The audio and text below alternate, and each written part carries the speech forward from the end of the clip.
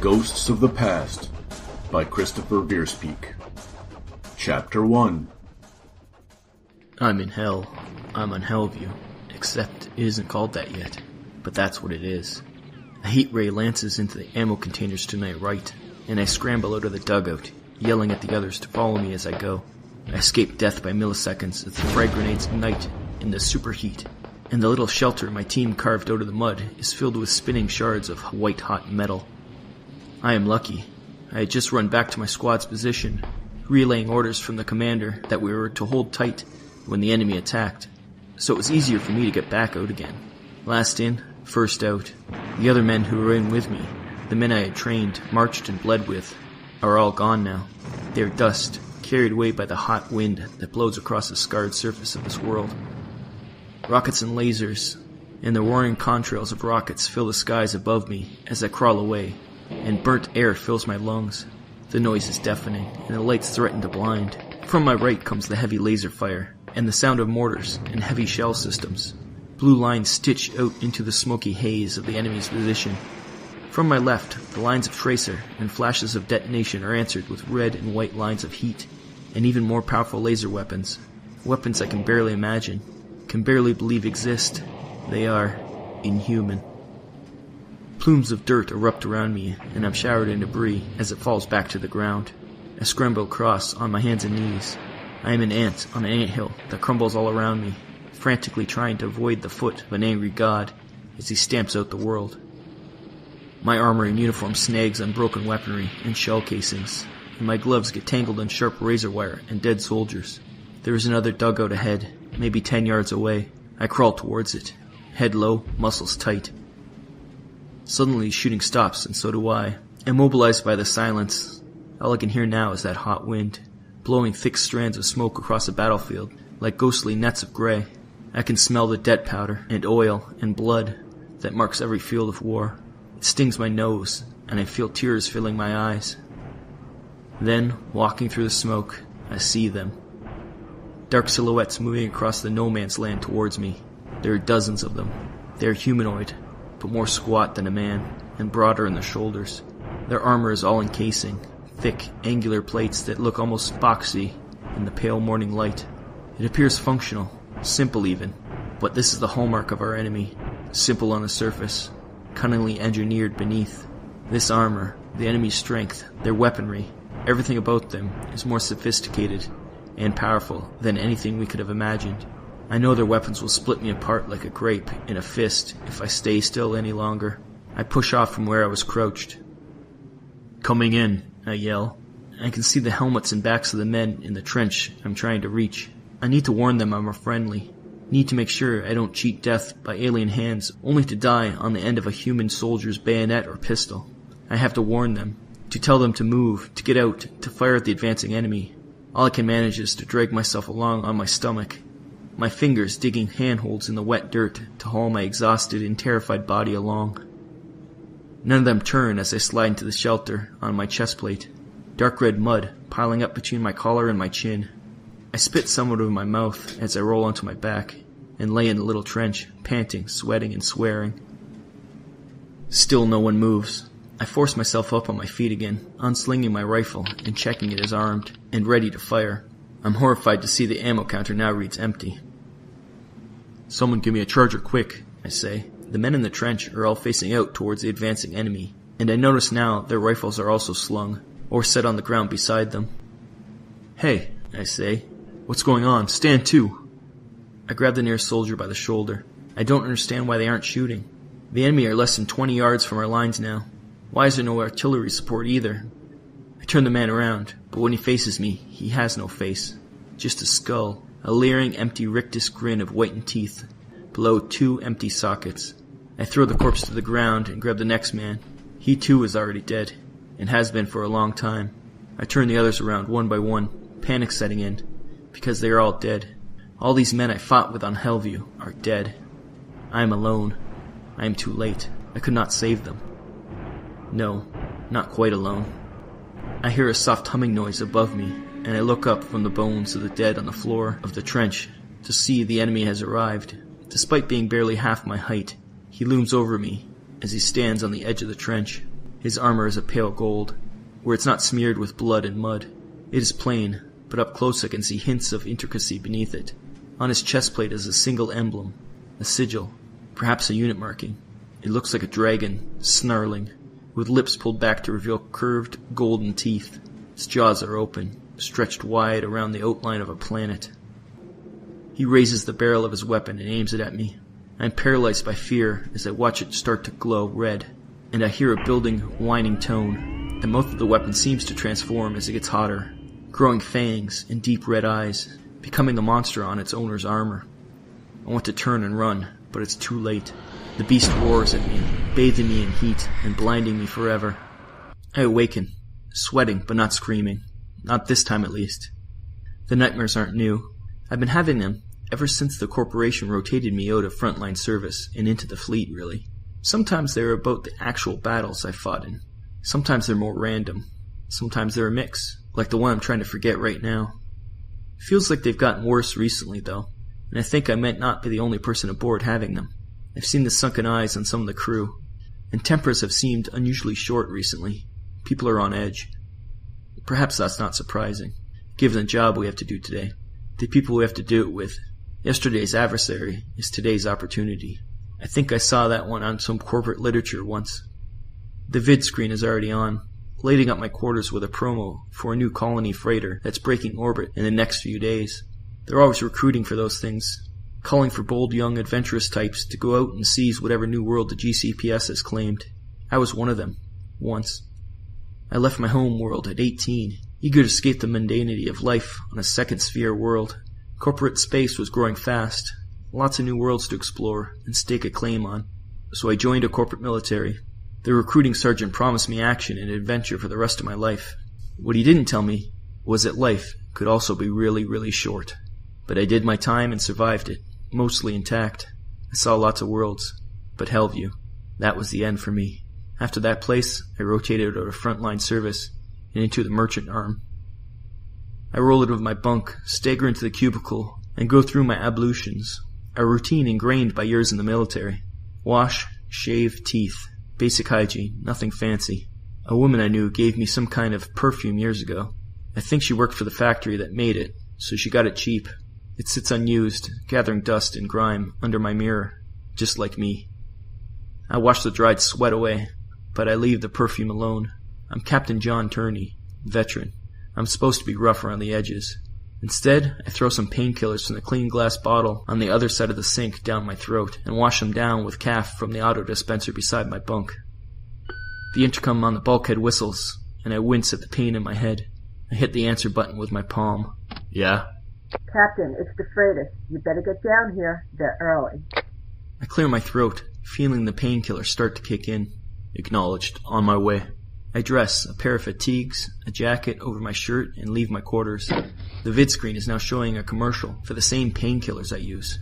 It makes me feel good to know I'm supporting the company. The Harridan is not a huge ship, not compared to long-distance haulers that pull most of the goods around the GCPS space, at subliminal speeds anyways. But there are still a few decks between me and the dock. No elevator though, so I have to slide down a few ladders and open and reseal a few pressure hatches along the way.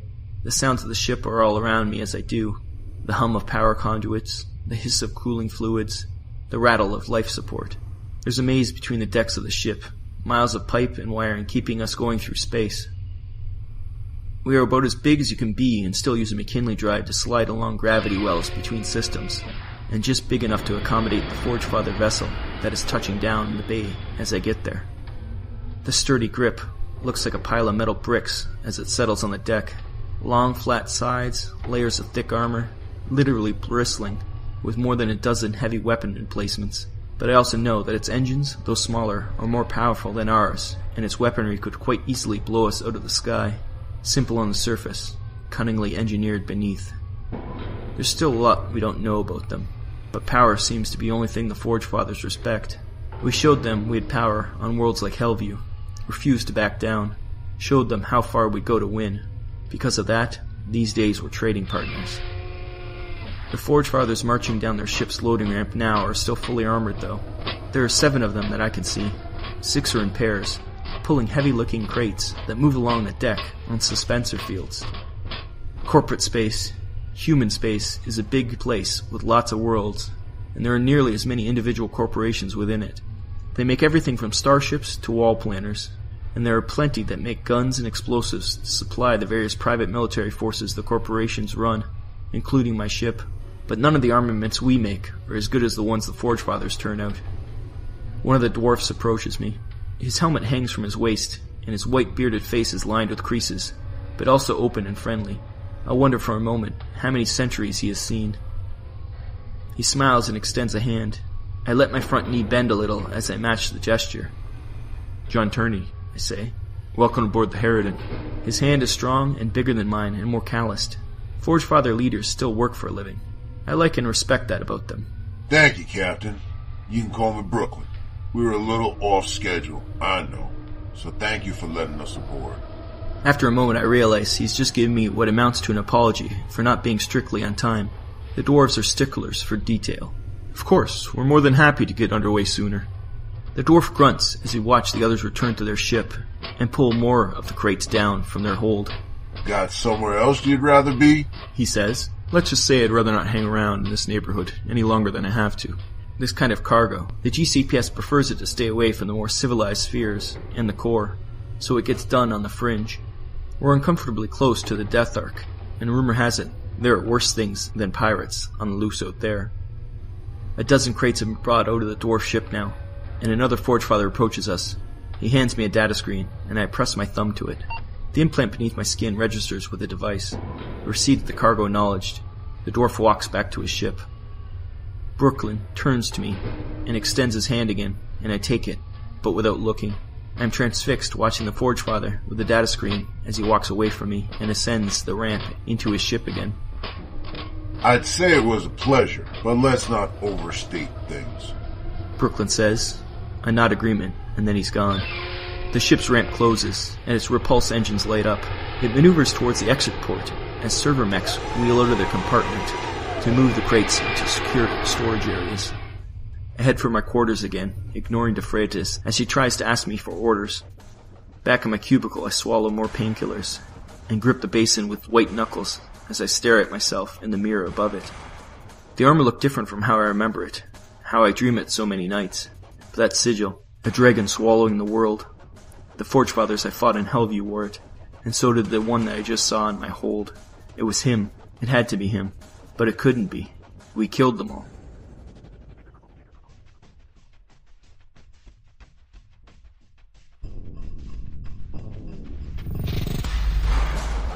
Chapter 2. Their enemy are alert. They know the assault is coming. They are well prepared and well drilled. Their plans are solid. Each one knows them perfectly. They stand in perfectly spaced ranks, their positions calculated to give them the best lanes of fire, and optimal cover to protect their compound, and the valuable merchandise at its center. They are robots, built to fight and programmed to kill. They wait. Their opponents approach quickly, using their jetpacks to bound up the sides of the building, between their step-off point and the objective, and leap over low obstacles in the roads. Their speed would be considered reckless if they were any other collection of individuals, but these are enforcers. Every one of them is the finest soldier mankind has yet produced, and carries the best equipment money can buy, because nothing but the best is good enough for the will of the Council personified. They were also built to fight, and programmed to kill, but they are not robots. Epsilon 3-1's unit talks and jokes as it reaches the roof of the tallest building they could find overlooking the target compound. 3-10 is the newest member of the assault team, and finds rich material in a number of replacement parts some of the more seasoned veterans have in place of their original organics.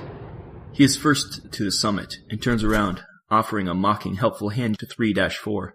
A veteran operator 3-10 knows has had one of his legs replaced several times in recent operations. 3-4 waves him off. He is still just as combat efficient as any rookie, and they all know the new guy will carry his own scars soon enough.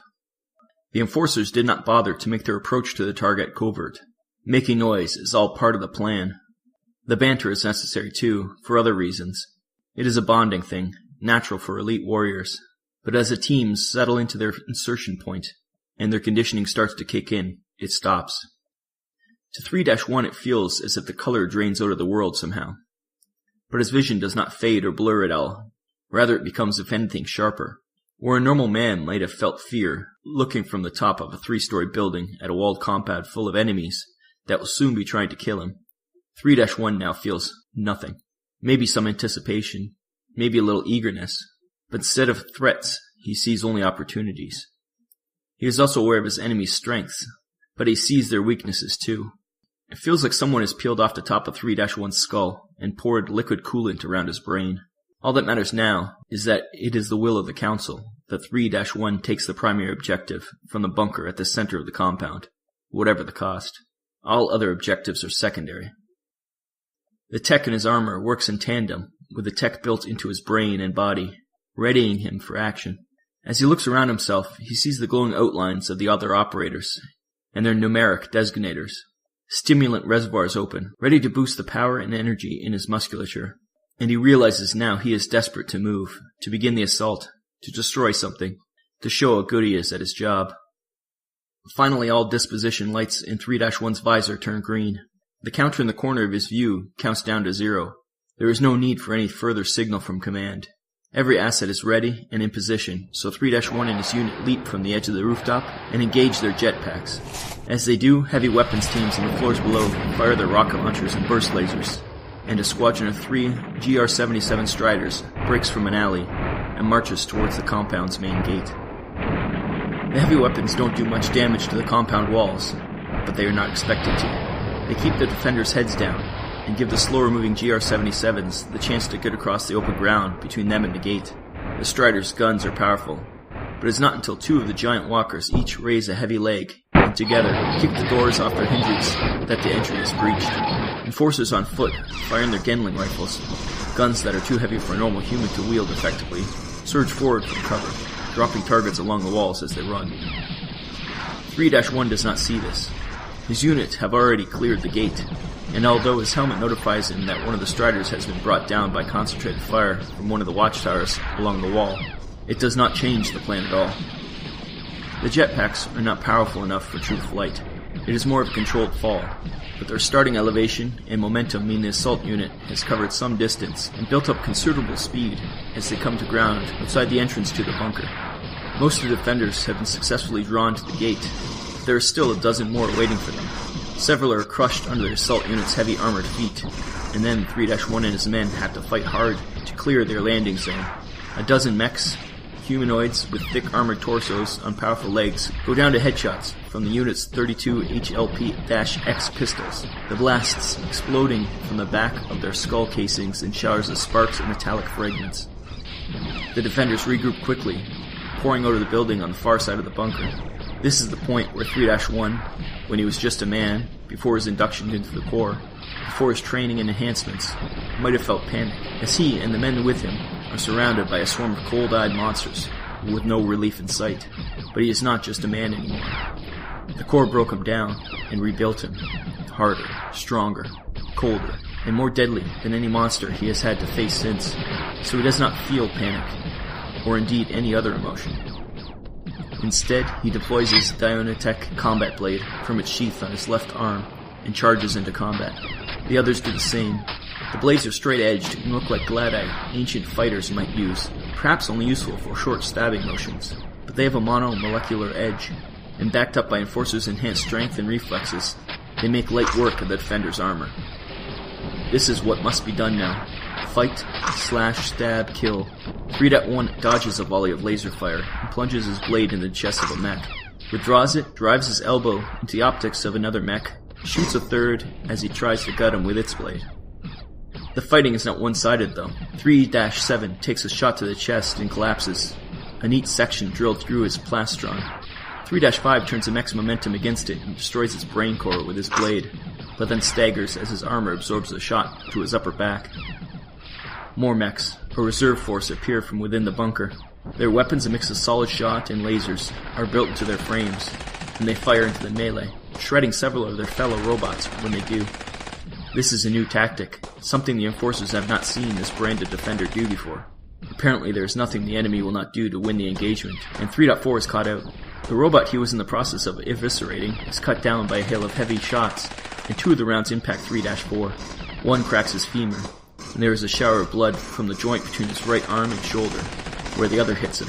3-1 knows his teammate will be annoyed about the loss of his leg again, when the battle is over. For now, though, he does not call out, but he does drop to one knee, as the blood coagulates on his armor. The other operators do not hesitate. They turn this new wrinkle into their advantage, maneuvering to place more of the robots between themselves and the reinforcements. They pivot and duck until there is a wall of metal obscuring them completely from incoming fire, using the bodies of the dead defenders as shields. When the ground team arrives, shooting their way through the defenders at the gates, and fighting to catch up with the assault team, the extra firepower turns the tide of the battle, until eventually all the defenders are taken down. 3 members of Team 3 have been wounded, 2 of them severely, but there is now nothing between them and the entrance to the bunker. This is when the defenders play their last card. From the darkened entrance emerge 3 humans. The mechs have hostages, held in the most secure place in their compound. 2 males and 1 female are marched out, blinking in the dusty sunlight. Each one is held close by a mech, who uses its other arm to hold a gun to its captive's head. One of the males speaks, his voice sounding stressed and cracking under the strain of what he's enduring. Please, don't shoot! They say they'll let us go if you pull back now! The enforcers do not move, but they do not lower their weapons either. The hostages look tense. One of them starts to cry. 3-1 can see 3-10 moving slowly around the side of the bunker, behind the mechs, and the other operators signal their readiness. Even 3-4, kneeling, tells him he is now combat effective, his wounds managed adequately. 3-10 has his pistol aimed at the back of one of the mech's heads now, and he signals 3-1 he wishes to take the shot. Hold, 3-1 says, and the other operators obey. A series of explosions rock the ground around the bunker then, and through the rubble of a collapsing building to 3-1's side stride 4 bulky shapes, Team 4, enforcers in peacekeeper armor. Their armor is among the heaviest available to the Corps, and carries some of its most powerful weapons. But that weight makes them slower too, and they need time to reach the primary from their own insertion point. A timer in 3-1's vision tells them they are still running with an acceptable variance of the plan. As they clear the debris, the robots holding the hostages swivel to face them. One of the robots lowers its weapon, the barrel now pointing towards the peacekeepers. The female hostage screams. now. 3-1 says. The peacekeepers immediately open fire, pouring heavy beams into the group outside the bunker. 3-1's unit and the other strike teams with them open up too, annihilating the 6 figures, cutting them down in a merciless fusillade of blue fire. Sparks fly as the robots are destroyed, and smoking chunks of neocrete are blasted from the walls behind where they stood. The enforcers fire until there's nothing left moving outside the bunker. When it is done, 3-1 sends 3-10 inside. The rookie returns a few moments later with the primary objective held in his hands. It's a small red flag, and he waves it above his head, from side to side, and a siren sounds across the compound. The op is over. Another training mission against robotic defenders successfully completed. The primary objective has been secured exactly according to plan. Teams of medtechs drift into the area on hovering platforms and move towards the wounded operators, as those still standing go through their post-op procedures, unloading their weapons and gradually coming out of their combat state. 3-1 walks over to a pile of broken mech parts on the ground outside the bunker and kneels down amongst them. He has sheathed his blade, and he pulls a few blasted components apart, identifying them as he does. He finds parts of the secondaries too, also robots made to look as much like real humans as possible, but still robots. He can see a human-sized torso and what looks like entrails and blood spilling from it, and for a moment he feels something twist in his own gut. It's as if something is wriggling inside him, and some kind of color, red maybe, seems to creep into the edges of his vision. Then he feels a familiar trickle of coolness spread through his body, starting from somewhere near the base of his skull. It is calming, numbing, and pleasant. He looks closer and realizes it's simply wiring and hydraulic tubing he is holding.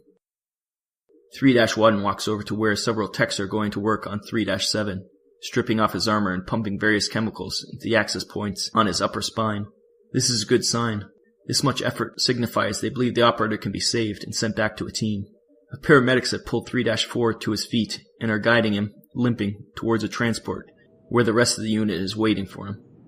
A signal flashes up on 3-1's visor, summoning him and the other team leaders to a debriefing session, and 3-1 is glad. He feels actually happy. This is the last training mission on his rotation, and he knows he will most likely receive his unit's new duty assignment at the debriefing. He hopes it will be a combat mission. He knows all units in Epsilon are ready for it. As the unit mounts its transport and glides out of the battle zone, 3-10 asks him whether he thinks it would be possible to save the hostages as well as the primary objective of securing the bunker. Maybe, he tells him. Maybe in a real live op they could have secured the hostages alive, but then again, maybe not. Perhaps the enemy would have used the time while they stood there negotiating to call up more reserves. Perhaps they would just have taken the chance to kill more enforcers as soon as their guard was down. But none of this matters. Enforcers don't exist for theoreticals and maybes. Those are for the officers and planners to work out. Enforcers exist only to carry out their mission they are given. Nothing more, nothing less. The hostages were not the mission, just part of the plan. The enforcers need only carry out the will of the council, whatever the cost. All other objectives are secondary.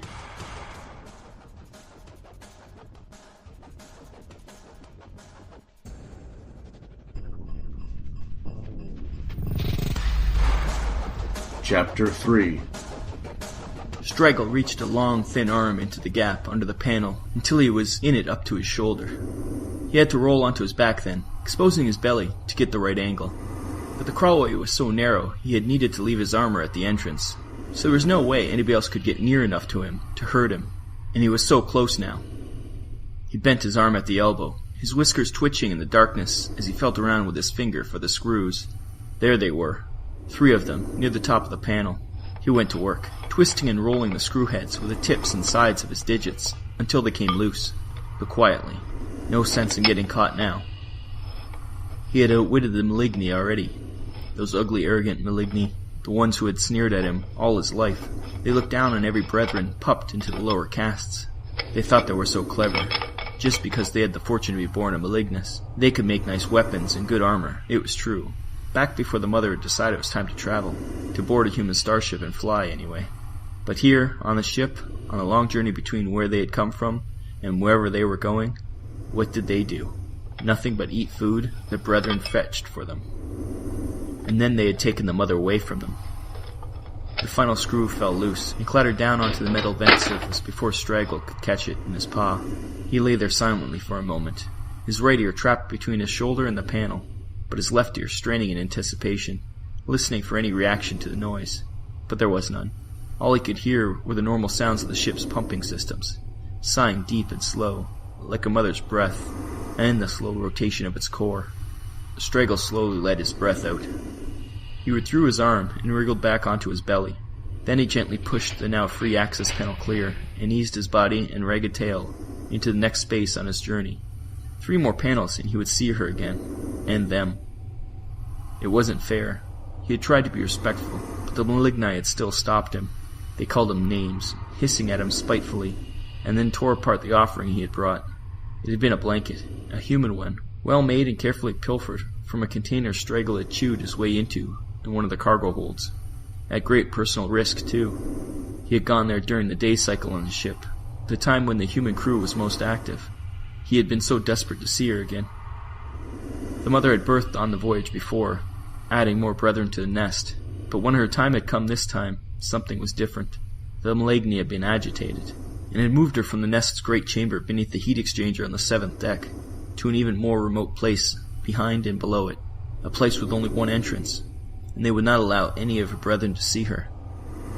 When she had finally given birth, her shrieks had nearly driven the brethren mad. They had all heard her call out before, but this was different. She made sounds that seemed to be not just heard, but felt, deep in their skulls. Eventually she had stopped, and they had all calmed down, but Straggle had nearly chewed all the way through his tail, as he fought the urge to tear out the throats of his fellow brethren. Even some of the human crew, the ones Straggle watched as they went about their business, had seemed more irritable in the days around the birthing. Life had gone back to more or less normal since then, but Straggle had found himself almost consumed by the need to see the new litter. To see the mother again, of course, but mostly this new litter that called out to him in the night while he slept. His tail thrashed from side to side, and small growls escaped his open mouth. He was nearly there now. The Maligni had secluded the mother in a chamber that only had one entrance, it was true, but it is also true that there was always another way in for the brethren. Life for the brethren was all about survival, especially on a starship like this one. Survival here meant becoming an expert at being above, below, and all around the humans that ran it, without ever being seen. Straggle was very good at surviving, one of the best of the brethren when it came to finding ways around the ship. It was how he had got his name. As a pup, he had always been wandering off from the rest of the litter. They thought he was lagging behind, a straggler, but in fact he was exploring. He had found every loose access panel, every unsecured hatch and conduit, every crawl space and drop shaft, and way in and out of the ship since they had first clawed aboard, and now he had found a second way into the new berthing chamber. He had gone under the nest. The empty auxiliary fuel pod the Maligne had disconnected from the rest of the system, and through the wastewater containers. This had not been pleasant, but once through the thick soup of stinking waste high liquid, he had been able to access an empty space that ran almost all the way from the ship's belly to its upper decks. Then he doubled back on himself, sliding along a narrow cable duct, removing panels as he went, until he was here, 10 feet above the cavity in which the Maligne had sequestered the mother and her newest offspring. He slowly pushed aside the broken grillwork at the top of the bulkhead section that made up the rear wall of the space, and dropped down into the chamber. It was warm in here and smelled good. Straggle's nose twitched from side to side as he tested the air. No sign of any interfering Maligne. He could smell her, though. A comforting odor, slightly bitter, like old cheese and engine oil, that suggested comfort and care and food. There was another smell, too, familiar and odd at the same time. It had to be the new litter. The mother was sleeping, and through the gloom Straggle could see her bulk laid out on her side. The newborns appeared to be by her belly. It was a peaceful, quiet scene. Straggle remembered his own time as a pup being more chaotic, almost a constant struggle for survival, a time that served to prepare the young brethren for the hard life ahead of them. This litter seemed to be taking a much easier path, and Straggle wondered for a moment whether it was possible Mother had birthed a litter of runts, weak infants that would not survive long enough to leave her. He crept forward, eager to see them anyway. The whispers in his head told him to. He was only a few feet from them, crawling low on his haunches so as not to draw attention or appear threatening, when he noticed the entire litter had white fur. He had never seen a completely white brethren before. Some had patches. Straggle himself had an almost entirely white belly, and he knew that if he managed to survive long enough, his fur might turn gray as it aged, but all white was something new. He was beside the litter now, and he realized the coloring was not the only unusual thing about this litter. He could see all their heads, as many as he had fingers on one paw, plus his ears, but instead of being piled together, sharing body heat like his own litter had done, they seemed to be arranged in a neat circle. Their heads lay at its outside, with their tails wrapped closely around each other in the center. He sniffed and peered more closely at this arrangement. His eyes widened as he realized the tails were actually fused together, a knot of bone and flesh that unified every little body in the litter. One of the pups moved then, and Straggle jumped back quickly, startled. He was still curious, though, eager to meet this strange new brethren with their odd color and tangled tails. So he crouched down again and creeped back forwards. The pup, awakened, perhaps by hunger or because it smelled Straggle, slowly opened its eyes and lifted its head to face him. Straggle whimpered slightly as he saw the tiny creature had no eyes, only 2 black sockets, scabbed over with dried blood, but somehow it saw him anyway, and it felt as if Straggle's world suddenly ended. His body collapsed to the ground and lay there, his legs and arms twitching and pawing at the floor convulsively, while a jaundiced yellow foam leaked from the corners of his mouth. His mind was still active, though, still conscious as the Veerman pup spoke inside his head. It was several voices, but spoke as one. The joining of their tails had linked the pups' minds as well as their bodies. Even the sleeping ones were present in his head now, whispering to him and showing him things. First they showed him their birth, the pain of it, all of them coming at once. The mother had nearly died from the pain, but they showed him the Maligne faces too, eager and excited at the advent of this omen in their nest. They called it a tangle, and they were very special to the Maligne, both a warning and a signal. The Maligne were the last thing the tangle saw before all its eyes were scratched out. The birth of a tangle meant great things for the nest that raised them, and great prestige for their mother. But they would be hated too, reviled by other nests, rival tangles. They had to be protected and kept safe from harm, taken somewhere deep and dark where nothing could get to them. Straggle heard the discussion amongst the Maligne after they blinded the tangle. One had wanted to try to take the ship immediately, to kill the humans aboard it and steer the ship to somewhere safe. Others spoke more reasonably, pointing out that they didn't know how to steer the ship, or indeed exactly where they were in the galaxy. So they decided to wait, to keep the mother and the tangle safe in their birthplace, until the next omen revealed itself. Next, the Tangle showed him the future. It was a vision of fire and death. He was on the ship still, and it had flown near a sun, its light filling the viewing windows on the left side. He saw himself in one of the upper corridors, but in the open, unafraid, no longer skulking in the dark and hidden places. He felt the comfort of the sun's warmth. He saw now there were other brethren there too, all of them basking in the warm yellow glow. But then everything was thrown into darkness. A shadow fell over them, the shade of something so big it blotted out the light from the sun. It was vast and formless, nameless, yet it seemed somehow familiar to Straggle. Or was it the Tangle that recognized the vast evil that had come for it? A racial memory passed down through the genes of the Vermin since their creation. Whatever it was, it scared Straggle, and in the real world, a stream of urine escaped him and pooled on the floor around his prone body. He saw himself alone on the deck then, exposed and terrified by the shadow looming over him. It descended on him quickly, and he felt himself being consumed by it. He squealed as the thing tore him apart, until there was nothing left but blackness. When light returned to Straggle's world, he found himself in an air vent. Through the slats in the side, he could see the ship's main hangar bay to his right. His fractured mind could not remember how he had gotten back out of the berthing chamber, or collecting his armor, or how he had gotten all the way from the bowels of the ship to the bay. It did not matter. Nothing mattered now but escape, survival. A klaxon was sounding, and he heard the hiss and thump of the heavy hydraulics as the external doors to the bay slid open. Another ship began to move into view, its nose easing inside the bay, and Straggle crawled faster towards the end of the vent. Ships often visited here, but they never stayed for long. At the vent's end, he peered through the mesh and sniffed at the air being carried to him. Humans, machine parts, exhaust gases. Then, something else, something bad. He suppressed a hiss as the new ship's ramp lowered and several short armored forms walked down it. Stunted men. He had seen and smelled them before, and he knew they were probably more dangerous than the humans of the Harridan. For a moment he was torn. Here was the mother, the brethren, the familiar runs and lairs and food. On the stunted men's ship was unknown danger he would face alone. But the Tangle was here too, and the vision it had shown him. As he remembered the shadow and its teeth and claws, he squeaked very quietly, and all reason was driven from him. Something horrible was coming to the Harridan, and Straggle knew he didn't want to be here when it arrived. Whatever was on the stunted men's ship, it had to be better than that. He would have to be quick, though, sneak aboard while the stunted men talked with the humans.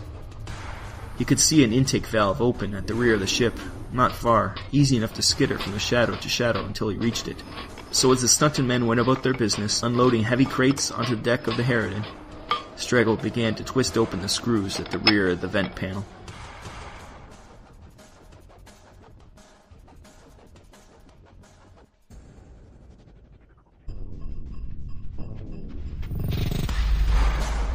Chapter 4. The sturdy grip moved away from the Harridan at a modest speed. The secrets of Forge-Father technology were closely guarded, so even giving away how fast the cutter could really move was undesirable. The pilot did not even take her out in her true final heading, waiting until Brukelyn had marched back onto the bridge before adjusting course. Report, he said. The pilot peered closely at one of the screens on the bank of instruments in front of him. Aye, they were scanning us all the way. The usual stuff, though. Infrared, something like that, the hacks. Pulse readings, nothing we couldn't handle. Brukelyn grunted. Good. He was neither surprised nor truly offended to hear the crew of the Corporation ship he had just left had tried to hack into his own ship's secure systems. Some degree of skullduggery was only normal when you dealt with humans, after all. Since the first peace pacts had been signed, the GCPS and Star Realm had also agreed to numerous trade treaties. The humans supplied material and luxury goods from their numerous factory colonies and harvester outlets, and the Forge Fathers supplied advanced tech and components to help support corporate growth. But there was also the somewhat less well-publicized arms trade to consider. Officially, the GCPS expanded through peaceful negotiations and welcomed all newly discovered words into the fold. But the truth was that the universe is a dangerous place, and the GCPS would only grow with dangerous men at the helm. So the Forge Fathers also supplied them the armor needed to keep those men alive. The arrangement was a beneficial one for both sides. The Council needed suits for their Enforcer program. Mandrake had taken care of that, and the Forge Fathers were happy to have another race take the field for them against threats such as those found in the ruins of the Asterian Star Empire. But trade came easier than trust. Every suit of Enforcer armor supplied to the Council also had built-in failsafes, kill switches that would destroy the armor before anyone could reverse engineer it, and steal the secrets of dwarf technology for themselves. The Enforcers would have power, but only as much as the Forge Lords allowed them. That didn't mean they didn't try. The Star Realm was well aware that GCPS would go to almost any length to find a way around those failsafes. Being scanned by the corporate ships they delivered goods to, like the Harridan, was therefore only to be expected. Brukelyn realized he would have been more offended if they hadn't tried to hack his ship. Something else was bothering him, though. He watched the turning starfield outside the Grip's viewports as he thought back to the interaction he had had with the human captain. Something was off about it. Something about the name, perhaps? John Turney. He couldn't get a grip on it, a maddening thing for any Forge Lord worth his metal. Do me a favor, he said to his crew chief. Don't take us home just yet. Go slow and run the full surface sweep. Send out some dogs if you have to. Aye? Aye. What are we looking for? I'm not rightly sure. I just have a bad feeling about this. It might be nothing but human or old dwarf. Alright? Alright. Shout me if you find anything. I'll be in my forge. Brukelyn left the pilot to it and headed towards his quarters and the sanctuary of his private work area on the ship's mid-deck. His helmet clinked softly against his hip as he walked, and he lost himself for a moment in the tapping rhythm. He hummed a soft tune to himself as he descended a ramp towards the crew areas, a camp song he had learned some time ago on a campaign distant in both space and time. He rounded the final corner to his destination when the communicator in his suit whistled softly to him. What? He said. You were right. We found something.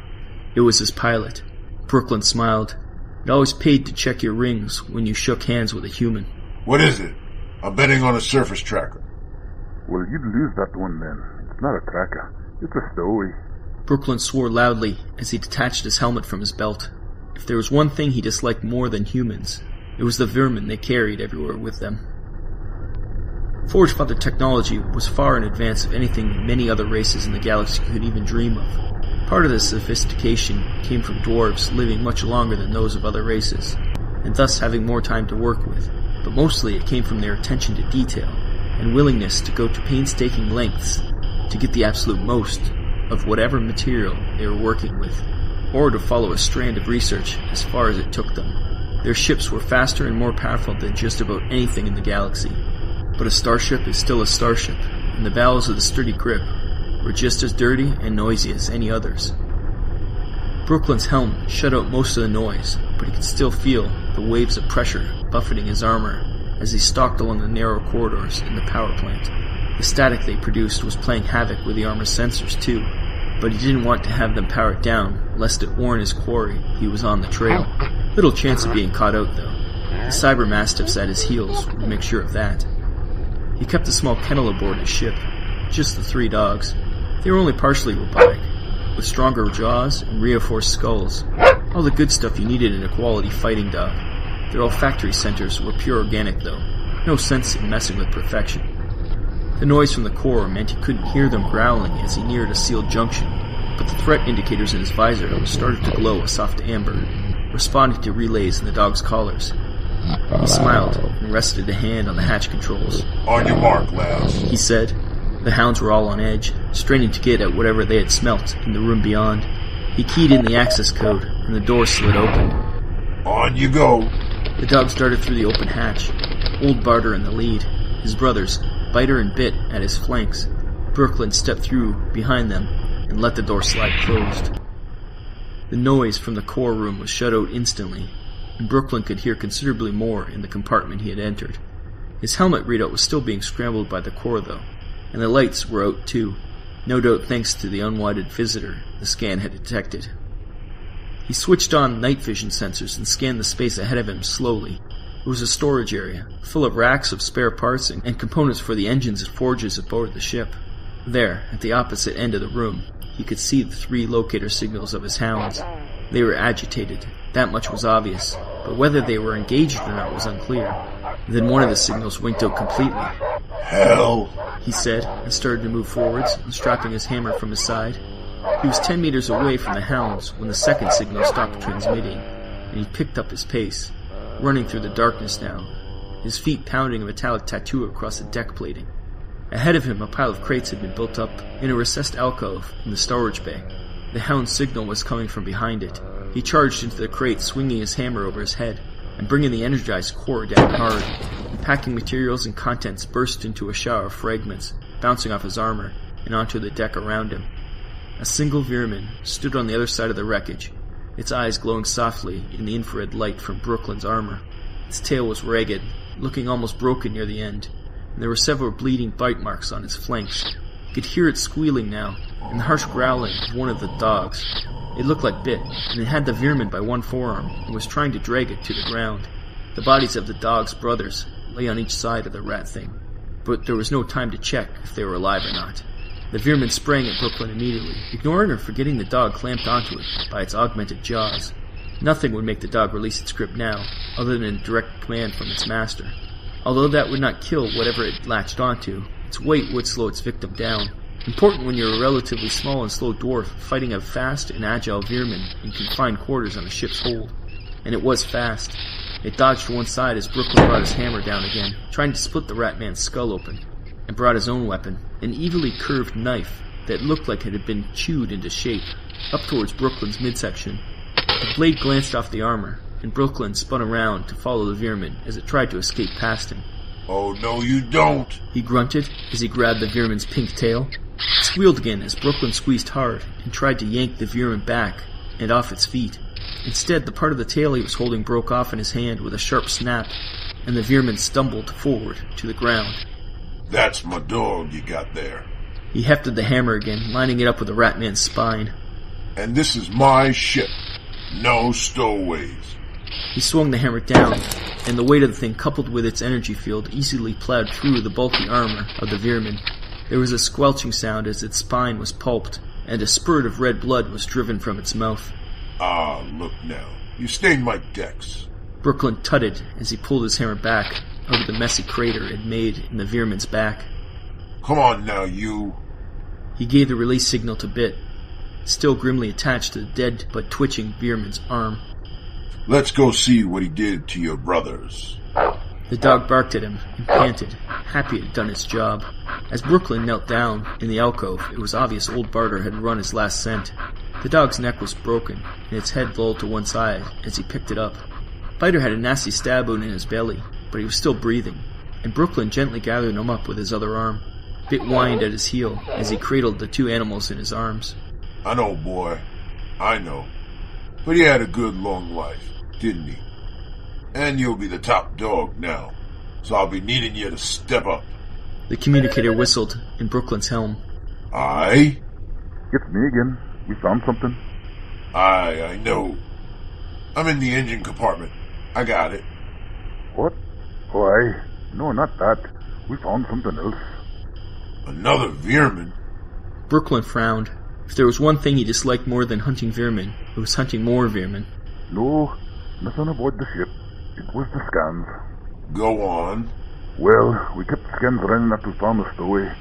To be honest, they were set for a deep level check, and I didn't see many point in stopping them. Brukelyn could feel himself growing impatient, an unusual feeling for a dwarf. Aye, and? Back at our corporation ship, springer through the pulse field and they're scanning us into the central banks. Brukelyn swore.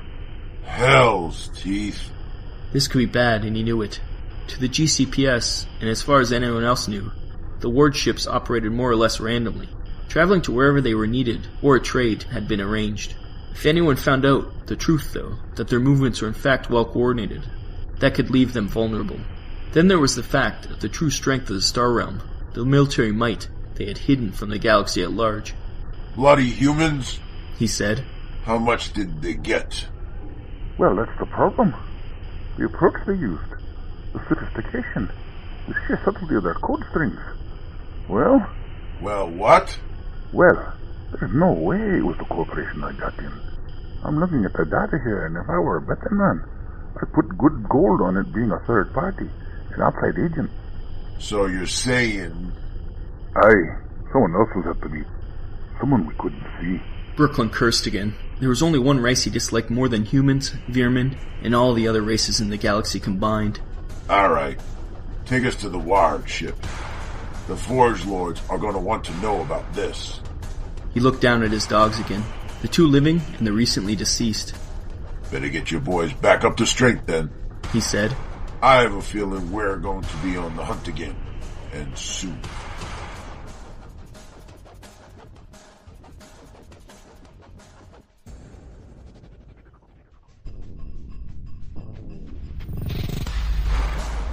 Chapter 5. I believe the price was 500,000, Captain Turney? Asks Wolff. He looks at me with those dark eyes and that thin-lipped smile, the credit chip held out towards me, and for a moment, I can't decide which I want to do more, kill this guy or run away screaming. We're in his lab. It's full of nice clean white fittings, and there are benches loaded with high-end gear and processors doing complicated stuff I probably wouldn't understand, being just a lowly ship's captain on a courier mission to the back end of nowhere and all. There are even some of those big round liquid stasis drums in there, filled with what looked like human limbs, but covered with weird cankerous growths. The doc looks the part too, in his clean white coat, buttoned up high under his chin, his black hair all slicked back, cut neat and tight. There's just something about this guy that gives me the creeps. It's like he's too clean somehow. There's not a speck of dirt on him, not a hair out of place. Reminds me of something a sergeant I knew in the CCM once said. The only clean people in the corporation are the ones who scrubbed a lot of dirt off. That guy's dead now, and I have a funny feeling I could be following him if I'm not careful here. No, Doc, I say, forcing politeness. The price we agreed on was 750,000. My gratitude and discretion comes free. Of course, says the doctor, bowing his head ever so slightly. He reprograms the chip and hands it to me again, and I take it, being careful not to make physical contact with his slender white hands.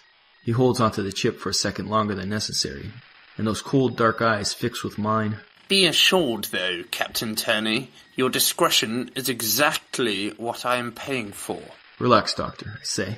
Nobody will know I was ever here. The secrecy in this place is amazing. It's a black site. The black site as far as I want to know. And officially it does not exist. You hear rumors about places like this all the time in the GCPS, though. Places the Council sends its worst enemies. The people deemed too dangerous for holiday camps, like the prison on Peristia. The places all the really ugly tech gets researched and developed. But it's so far out of the way, you'd really only find it if you knew what you were looking for. Being inside a hollowed-out asteroid in the middle of nowhere helps with that. It took a few days to slide here from our meeting with the Grip. We traveled faster than light, better than light, just like the ads for the McKinley drive say. And it's definitely the fastest mode of travel known to man. But you still have to navigate around little things like stars and planets. And there are only so many safe points you can slide to between where we picked up our cargo and where we are now. Then when we got here, the security was so tight I had to anchor the Harridan several hundred kilometers away and shuttle the cargo over here alone. No other crew allowed, and definitely no weapons. Most of the time, the stuff I collect from Forgefather ships goes direct to the Enforcers. I ferry it to their wyverns, sometimes out near the Death Arc, sometimes closer to the core. They won't collect it themselves. I guess they're afraid the Forgefathers might switch their armor off or something. But sometimes, just occasionally, I get told to bring it somewhere like this. Not an Enforcer in sight. Just lots of labs and techs and the occasional really creepy guy like Wolff. I don't know what they're doing with this stuff, but I'm guessing it's something that might just void whatever contracts the GCPS has with the dwarves. I don't care. I'm getting paid. I'd just like to leave as soon as possible. I'm pocketing the chip when I hear the first impact. There's a heavy thud. It sounds metallic, and the glassware on the dock's shelves rattles a little. There are more thuds, and the lights in the room flicker a little. Then I hear the sounds of alarms. What's that, I say. The incursion alarm, says the doc as he runs to the screen mounted above his desk. We're under attack. When I got here less than an hour ago, the main landing bay was a picture of order and calm. It's a big space, dominated on one side by a wide rectangular opening, the selective field holding the atmosphere in, but letting small ships through. The site has its own pool of shuttles, and mine was towed over next to some of them for unloading by Wolff's staff. Dozens of workers and various tenders and fuel mechs were going about their business, making repairs and generally keeping the place running, moving stacks of cargo and dock equipment across the broad apron, and guiding shuttles in and out of landing spots. When I get back there, it has become a war zone. Scores of Marines from the site's garrison are hastily deploying 2 lines of porticades, one a few meters in front of the other, facing the space side entrance across the apron. The cades are waist-high slabs of metal, and a few heavy weapons are being set up behind the back line. These are not green troops. I recognize many of the command badges some of them wear, including a few fellow Hellview vets. The attack on the site has clearly taken them by surprise as much as everyone else. Most of them are only armed with G87 rifles. I doubt this kind of thing happens very often. 2 piles of burning wreckage on my left are all that's left of the pair of shuttles. My own is somewhere on their far side, but my view is obscured by the smoke, so I have no way of knowing if it's still space-worthy. There are small fires everywhere across the apron as well. At least 5 large service mechs are down. One on its side, smoke streaming from their ruined shells towards the atmosphere recyclers in the dock's roof. On the way up here from the lab levels, I could hear more thudding impacts as something pounded the surface of the site. There was the sound of local defense net guns firing too. They have all gone silent now. Safe from the site's guns, a squadron of heavy combat landers is flying through the dock's entrance and firing their retros hard as they touch down on the deck, whipping the smoke and debris into thick swirling clouds. I know the lander patterns from a dozen Corporal war zones I've been in, but the troops bursting from their assault ramps are like nothing I've seen before. Just when you think you've done it all, the universe throws something in your face to remind you how dangerous it really is. These things are like animals, but human too. They look like their bones are far too big for their skin, their frames distended and distorted, with spikes of off-white puncturing the joints. They wear torn and worn corporate military uniforms and weapons, but in their eyes is feral rage and hunger. Some of them take up positions behind the debris of broken tenders and machinery on the deck and fire their weapons, rifles and grenade launchers, at the Marines. Others simply run in mobs towards them, spittle flying from their sharp-toothed mouths and long-clawed hands reaching out in front of them. The Marines focus their fire on one of the charging groups, a furious volley that cuts down at least a dozen. The rest keep coming for them. Some of them seem to shrug off the wounds that would drop a human soldier. They swarm over the nearest cade and tear into the 5 men behind it with tooth and claw.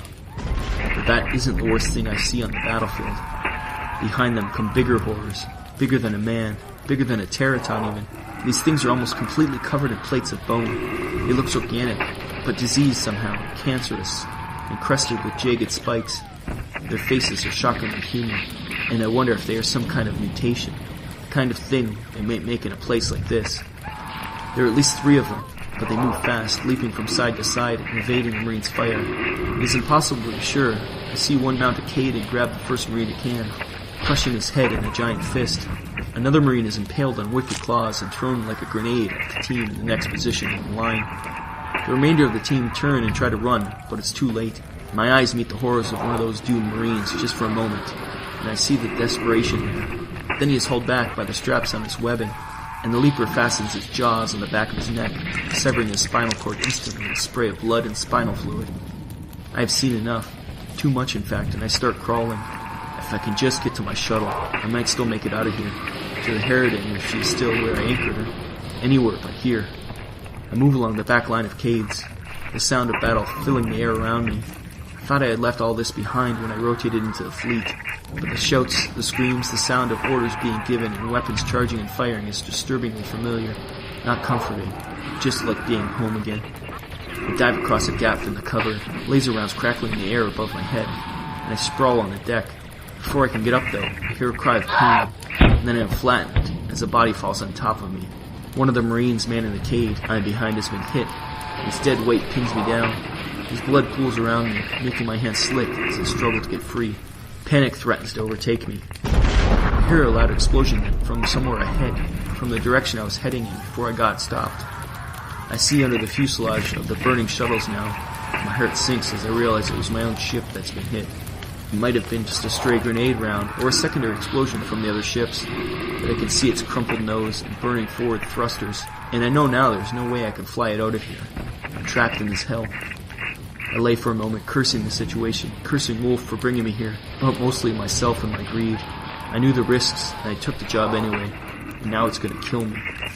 I'm so wrapped up in my anger with myself, I don't realize I'm alone behind the cade until I finally struggle out from under the corpse of the dead Marine. His teammates have run, and I see they're not the only ones. The front line is almost entirely overrun. There were dead and dying everywhere, and a wave of revulsion washes over me as I realize some of the uglies are eating their victims. Then I hear it, a coarse, heavy breathing, a low, bestial growl from somewhere behind me. I turn slowly and look up into the face of death. The leaper crouches on the edge of the cave and leers down at me. It's a beast, savage and primal, with blood on its face and scorch marks on the web of bony armor covering its massive body. I can see now it's got carapace grown out of its musculature, like organic cancerous growths, but somehow out of control. It could be human if it weren't for that. Up close like this, I can see intelligence in bloodshot eyes too. It knows exactly what it's doing, how terrified I am of it. It's measuring me, enjoying its power over me. Its jaws open and it begins to reach out one of those terrible clawed hands, as if it's just going to pick me up and consume me at its leisure. Fear grips me, paralyzes me. For a moment there, I nearly let it. But then I realized I've been running from this most of my life. I ran from my home and into the corporate marine uniform. Then I ran from the horrors I saw in service and into flying cargo missions. Always running, and yet still I find myself here. Have I been running in the wrong direction all this time? Before the leaper can grab me, I duck down and pick up the dead marine's weapon. I don't even check to see if it's loaded. I just fire it from a kneeling position, point blank to the evil thing's ghoulish face. Rage and hatred pour out of me as I shoot. The monster howls as its face disintegrates under the weight of fire, and I scream with it. I let it all go. I won't run away anymore. If I'm gonna die, I'll do it charging. I don't stop firing until all that's left is a smoking crater, and the leaper falls backwards, crashing to the deck on the far side of the cave. Then I strip the grenade pack from the dead marine and hurl it overarm towards a gang of uglies devouring a pile of bodies next to a solid fuel drum, and fire at them with my rifle. I'm lucky. One of the rounds hits something, either the grenades or the fuel, I can't tell which, and there's a booming explosion that shakes the deck plating all around me. The uglies are vaporized, and I'm knocked off my feet, stunned for a second by the blast.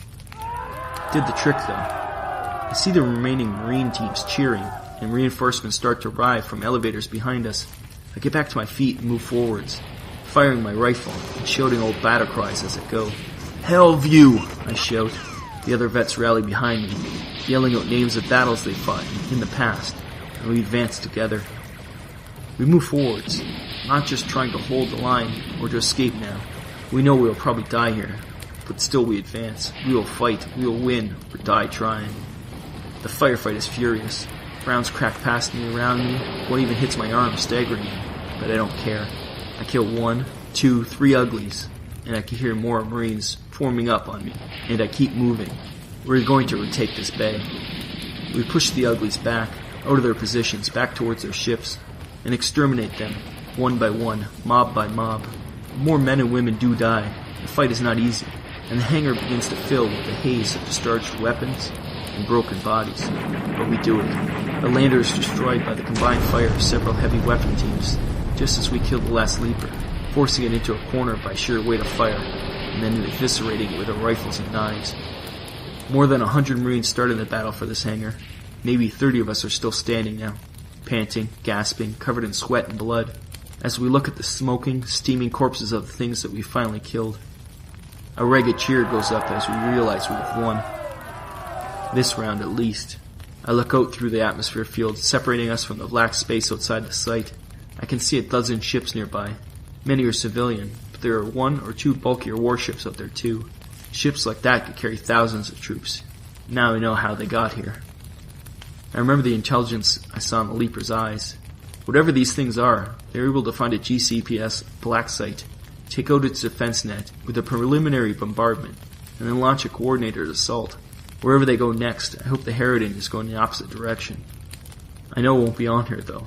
I can see the lights of another line of landers streaming in towards us here on the site. More of these things are coming. Maybe even worse things. We've only minutes before they're here at the bay. A corporal in bloody uniform walks up beside me and salutes. I'm so tired I salute back by instinct. Before I remember I'm not in uniform. I don't really need to. Sir, what are we gonna do? He asks. I look at him, at his young face, wearied but ready to go on, not quitting. There are a dozen others behind him, looking at me too, and I smile. I am where I meant to be. Get everyone back into position, I say. We're going to kill them all.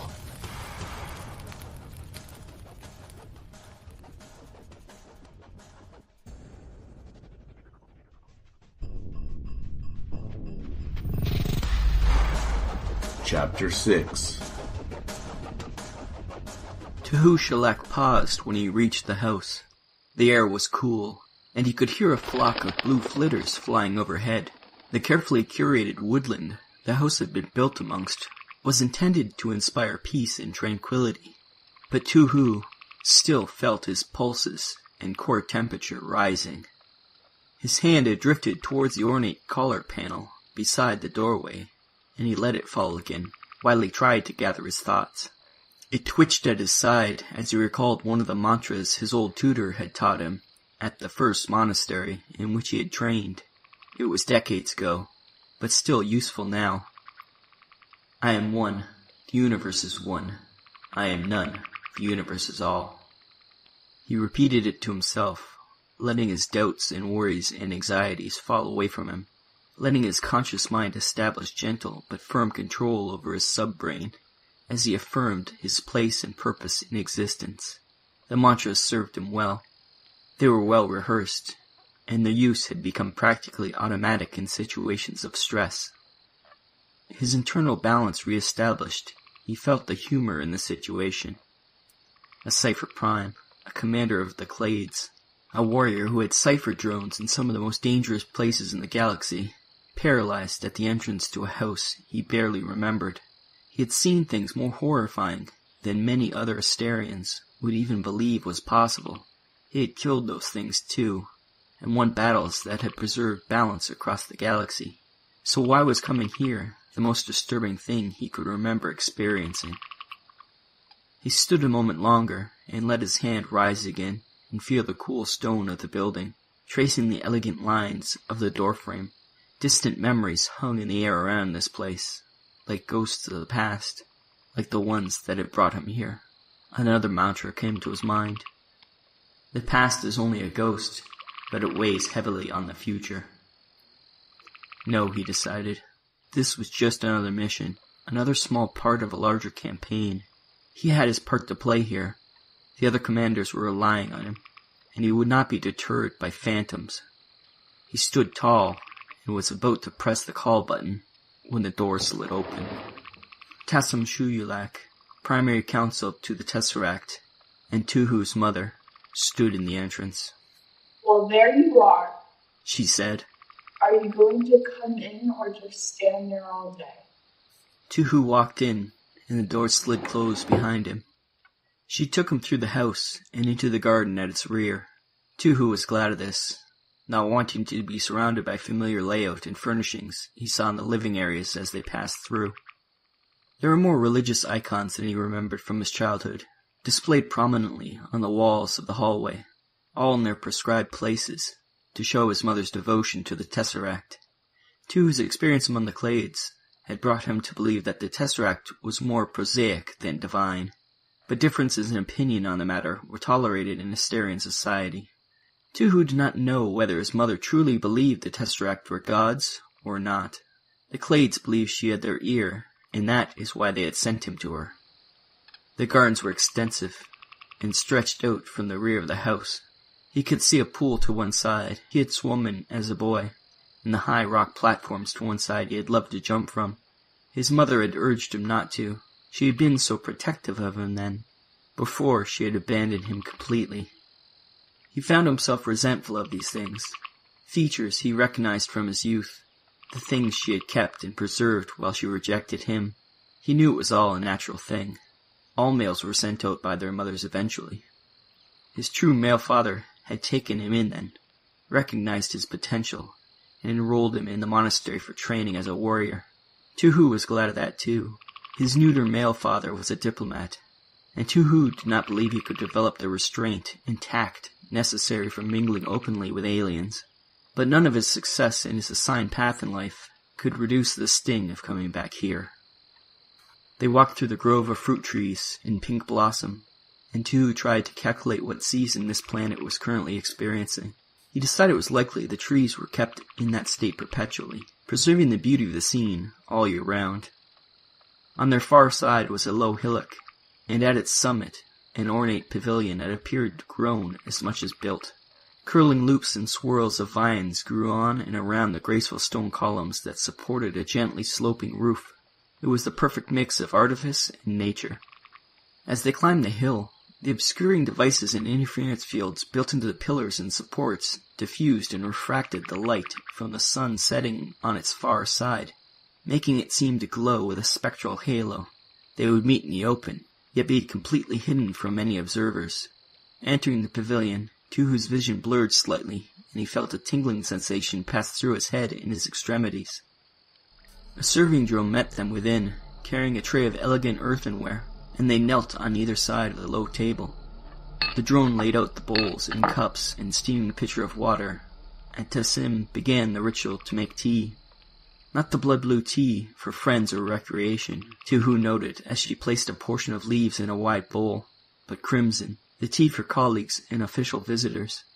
Was your mission successful? She asked as she poured the water over the leaves. He paused for a moment, letting his vision settle as he watched the swirls of steam rise from the tea and dissipate into the air. All things pass. Nothing is constant. Yes, he said. Yes, it was. His mother's head bowed in supplication, acknowledging the Tesseract and their watch over the galaxy. Tui Hu found he did not care to show the same devotion. Useful data? I believe so. The analysts on my ship tell me it will enable the war minds to predict much more accurately the movements of at least a dozen of the Fort Lord's fleets, when combined with the data from other observer clades, that is. He allowed. Good. I am glad. She finished the ritual now, and poured the tea from its bowl into 2 small porcelain cups. She placed one in front of Tui Hu, and raised the other to her own pale lips. Tui Hu lifted his own cup, the delicate object feeling awkward in his powerful hands. He held it in front of his face, but could not make himself drink the red liquid. The gesture was enough, though. His mother sipped at hers, and they replaced the cups on the table. And was it the war minds that sent you here today? She asked. Tui Hu felt his ire rising in his gut, but he remained completely still. He should not have been surprised. The war minds were not the only ones able to think strategically. Not directly, he said. But my brothers in the clades believe your ears may be receptive to my case. I come as a messenger to you, and I hope to the Tesseract also by your will. She raised her delicate eyebrows at that. Perhaps she had expected him to be less direct. Tui Hu imagined that she would be used to this from her time as a politician. But then, that is why he had been chosen for this task. He would say things perhaps no other Asterian could. And deliver your message, she said. Very well. The ward ship we had observed sent out a smaller vessel, but our navigator could not assess its destination. It seemed not to be heading towards any inhabited systems or known trade points.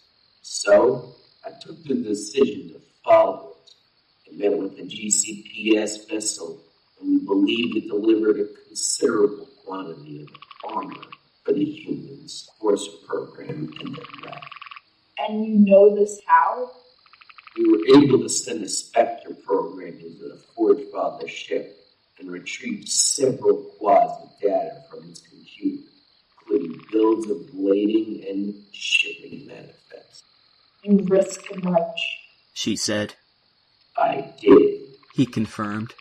But I believe the risk was warranted. We were not detected. How can you be certain? There was no reason for the dwarfs to even suspect we were present. The approaches we used were beyond their capacity to detect, normally, anyway. And he hesitated, thinking through the level of sophistication of dwarf sensors. Even if they did suspect our presence, I doubt they would be able to find us. They think themselves masters of technology, but we are merely more advanced than their human puppets. Tasim looked outside the pavilion towards the setting sun. It cast a warm amber glow across the lawns as shadows started to grow from the trees and bushes surrounding the pavilion. Very well, but in these things, as in all, you must take great care. The humans have the word. which I believe we would do well as a species to adopt. It is called hubris. Her mouth twisted at the awkward syllables of the human language. It means to take too much confidence from one's abilities and therefore be at risk of great harm when they fail. Of all the races in the galaxy, we ought to take note of this the most. Tui Hu noted his mother's thoughtful tone and understood the reference, even though he did not appreciate the use of the human word to express it. She was right. The Asterian Star Empire had once been the mightiest power in known history, until it reached too far for its own good. I accept your warning, he said. Now, let me give you mine. I decided to follow the human ship, or rather, the equipment it was carrying. We have found enforcers to be a competent adversary in battle, and any intelligence on their disposition is highly valuable to the Clades. The human vessel took us to some kind of research facility, well hidden, constructed inside one of the asteroids in the Pony sector. I believe this was one of their locations for their attempts to break the safeguards the dwarves build into the things they give to the corporations. And were you able to learn anything from this asteroid base? Sadly, no. The location was attacked before we could penetrate its defenses. By? The Scourge, a fleet of ships, mostly human and civilian in origin, but with enough warships to support their assault. The words hung in the air between them, heavy and cold. The light from the sun had gone completely now, and several lamps, rendered beautifully as organic shapes, like growing fruit, came to life. Their light could not lift the dark mood that prevailed the pavilion now, though. Was the Scourge contained? I do not know. We departed the system when 3 ships belonging to the enforcers arrived and immediately engaged the enemy. It would have been unwise to risk being caught in their fire and exposed. At least some humans may have escaped the place, though. We did record several small ships leaving it before the arrival of the enforcers. My brothers and the Clades wish me to tell you that either way, we believe open conflict is now inevitable and imminent. Other ghost missions are reporting the massing of war machines in both the human core and their expansion worlds. Our spies report their corporations' plans to annex more of the world we left to the Scourge. They do not understand the danger buried there and ignore the warnings of the practice. They meddle with the toys the Forge Fathers give them too, because they do not understand how dangerous or how treacherous their allies truly are. Contrary to what I may have suggested earlier, I do not underestimate the power of the Forge Lords at all, or their threat to our borders. They are certainly less capable than ourselves in many areas, but they have had time to prepare, to build arsenals. They did not have to deal with the Scourge and have numbers and greed to match the corporation. They had designs on the entire galaxy, including our own space. And there are other threats too. Other races readying themselves to rise and fill the spaces left by any carnage unleashed upon the galaxy. You talk about the dangers of the hubris. Well, I tell you, we are now more guilty of timidity. We respect the balance in all things. But if we cannot see the universe is truly out of balance now, if the Tesseract will not allow us to act to redress it, then when will we? After this meeting, I am due to report to the War Mine on all this. Tui Hu said. I do not believe the news of a fleet of scourge ships will be well received. Tasim smiled at her son then. It was only a thin crescent of an expression, but still an unfamiliar one to Tui Hu. I think your news will not be as momentous as you expect. It will not be the first of its kind. Tui Hu placed his hands on the table edge. You mean there are others? She nodded. Then surely you must agree the time has come. For war? Yes. The Clays demand it. I sent me here to ask you to use your influence with the Tesseract, to make them see the necessity of it. But against whom? He hesitated, then sat back. His stance had become aggressive, leaning in and gripping the table with his fingers. It was the kind of thing you could do in a meeting with other primes, or with his secondaries when planning a raid, but not at a meeting with a council, or his mother. He dipped his head slightly, in acknowledgement of his poor form, and Tasim lowered her eyes in acceptance. You should deliver your report as you intended, she said, taking up her cup again. It is, though, as I said, not the first of its kind. Our agents amongst the humans report their plans to us, and the Tesseract knows we stand on the brink. But we must be careful now more than ever. The threats to the universe are numerous, and any one of them could turn and devour us if we provoke it carelessly. Tui Hu felt his frustration rising again. He had heard these sentiments before 1,000 times, in the debating chambers of the Tesseract. The military and civilian leaders had argued the points again and again, one side demanding war, the other advocating for watchful peace. And meanwhile, the universe around them grew more dangerous every day. Tui Hu heard a chiming noise then, a sound in his right ear, gentle but urgent. The Clades were calling. He bowed his head towards his mother. I apologize. I am being summoned and must go now. Of course, she said. I will consider what you have told me, she said, as Tui Hu rose from the table. Please know, although many agents report to me, I do consider your own word particularly valuable. Inform the Clays I will pass on their recommendation. Tell them. Tasim lowered her eyes. I am aware of the weight of the ghost of the past. As he stood, Tui Hu saw his mother had adopted a different stance, her limbs moving into an expression he could not immediately decipher. The world around her was starting to go gray, the sounds becoming distant, and he felt the sense of vertigo as he realized it was one of embarrassment. His usually stoic mother had expressed a sentiment of attachment, and could not bear it. I wish we could one day. Before she could finish, Tui Hu's consciousness left the host drone it had been transferred to, completely, and he found himself back aboard his ship, being gently lifted in low light from the Ascension's pod he had used to transmit himself to his homeworld. His real flesh body seemed cumbersome and heavy, and his limbs flailed as a triad of attendants helped him to his feet and began to clean him of the fluids from the pod. He felt impatience as well as disorientation, and he strove to avoid disassociation, the complete loss of the connection between his mind and real body.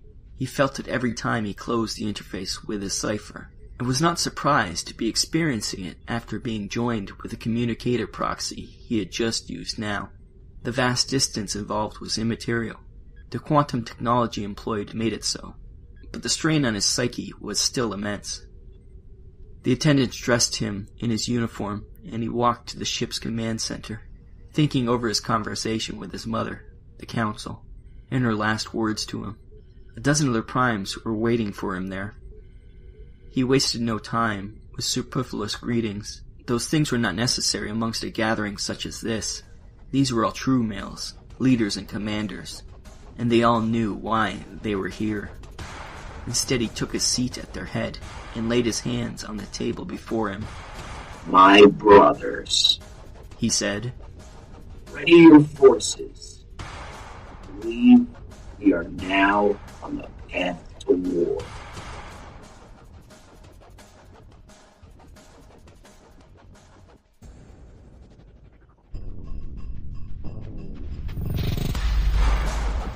Epilogue.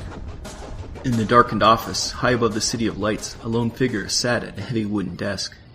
The only light in the room came from the scrolling holographic feeds projected from hidden generators in the desk's surface. The only noise came from the reader's sleeves, as she manipulated the projections with waves of her hands. Only 7 people in the universe had access to so much data, so many feeds from all over the GCPS and beyond in real time. But the feeds from the market and reports from analysts and commodity speculators were not what held the reader's attention this morning. With a flick of one wrist, she minimized the financial reports, and with the other, pulled up the communique she had received from ISO an hour earlier.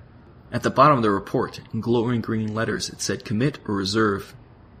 She knew the other 6 would have received identical reports, and be facing the same choice as she was. Asterian spies were not novel, nor was Forge Father duplicity, but the latest in analysis, the data presented in this latest report, of Veerman numbers and movements was alarming. And the plague, containment appeared had not been sufficient. The whole black site was gone.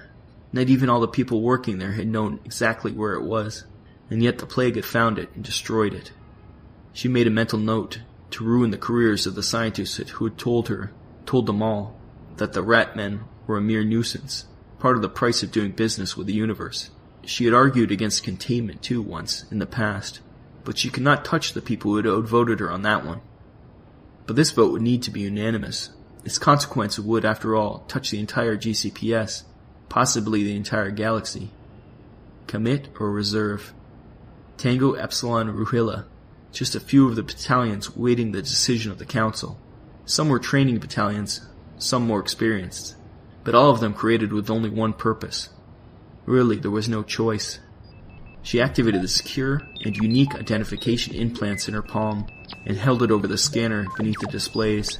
Then, with one finger, she tapped a single glowing word that would send those men and women to war. The system collated her vote with those of the others and immediately relayed the results to the Core Command. Within minutes, across corporate space and far beyond it, 1,000 commanders received new orders and began to deploy their forces accordingly.